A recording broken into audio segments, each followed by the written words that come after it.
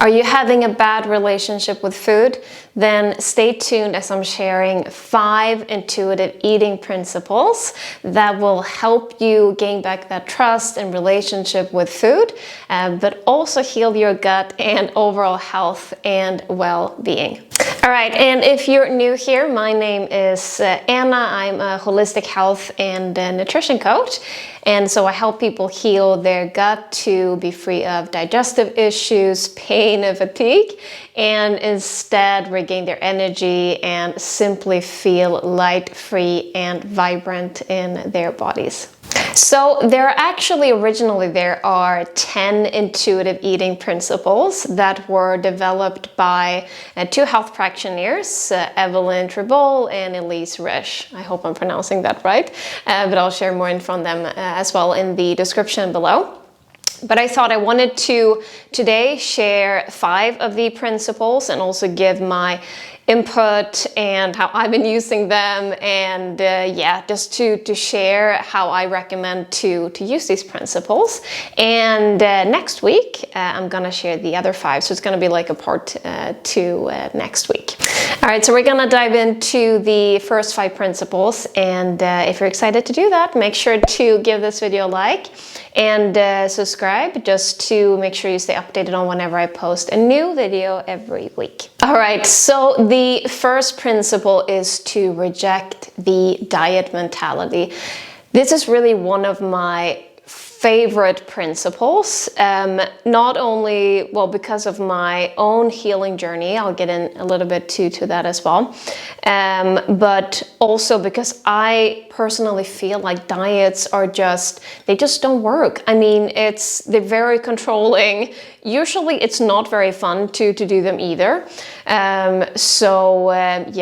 I feel like rejecting the diet mentality is so key, not only for building up trust in that relationship with food again, but also restriction is one of the worst things that you can do for gut health.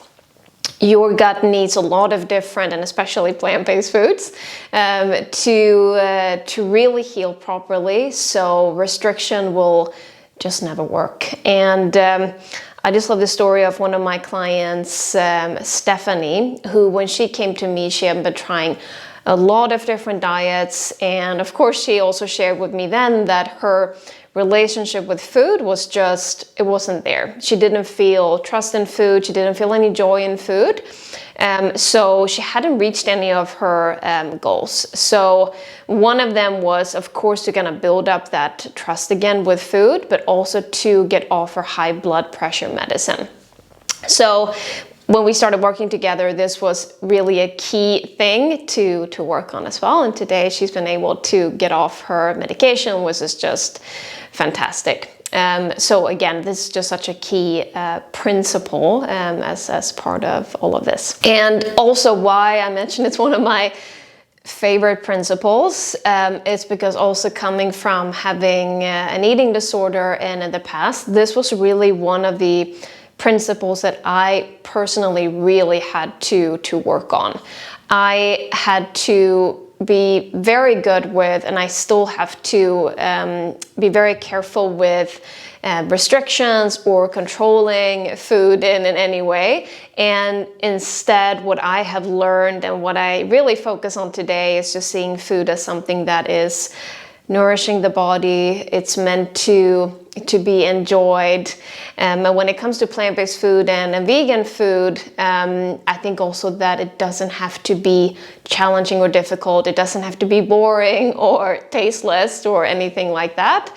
So that's just been a really big part of my healing journey as well. All right, and before we get on to the next principle, I would love to know if you've ever tried a diet. If yes, what kind of diet, and also what your experience was. So let me know in the comments below. All right, so principle number 2 is to honor your hunger. And I think especially today, in a society that is moving very quickly, and I think a lot of times this whole being productive all the time and doing things all the time, Obviously, it's good to get things done. That's not what I'm saying, but I think this constantly doing things, and I think a lot of times it can become doing it in something that affects you in a negative way. And I think also our eating habits are getting impacted by that as well. So, you know, it can be very easy to eat at your desk while you're working, on the go, or while you're on the phone, or watching TV, or just being kind of in a rush when eating. And then it's very challenging to listen in to your hunger cues, and honoring your hunger and listening to that, and not just eat for the sake of eating, or as a reward or numbing emotions, these kind of things, but really working on honoring that hunger and listening to that, and especially taking your time to eat as well. All right, so principle number 3 is to make peace with food. This is, of course, not an overnight thing, but takes some time, but it's really key for healing. And it goes back to, all of this goes back to just building up that trust again with food as well. So really viewing food as something that nourishes, that takes care of your body, something that gives you energy and allows you to do all the things that you want to do in life, and not seeing it as the enemy or a reward or something that you just need to eat to function. So again, going back to that kind of nourishment and an abundance in food, but food that is kind to your body. And making peace with food is so important because it really creates that freedom, not only in your body, but also in your mind as well. All right, so principle number 4 is to challenge the food police. Obviously, this is not like a real policeman or woman walking around, but just your own food police. So think of that little voice in your head that might be telling you that you need to eat at certain times, you need to eat X amount of meals a day, you can never have this or that, or whatever it might be, you know, these kind of things where you feel like you're being a bit harsh on yourself, or something that feels controlling. Obviously, there are things to think about to have a healthy routine, and maybe you shouldn't eat like a heavy dinner at 2 a.m. and these kind of things. But I think it's also important to remember, even if you have a day like that, or slip, whatever you want to call it, that's okay. Like in the long run, it's gonna be fine.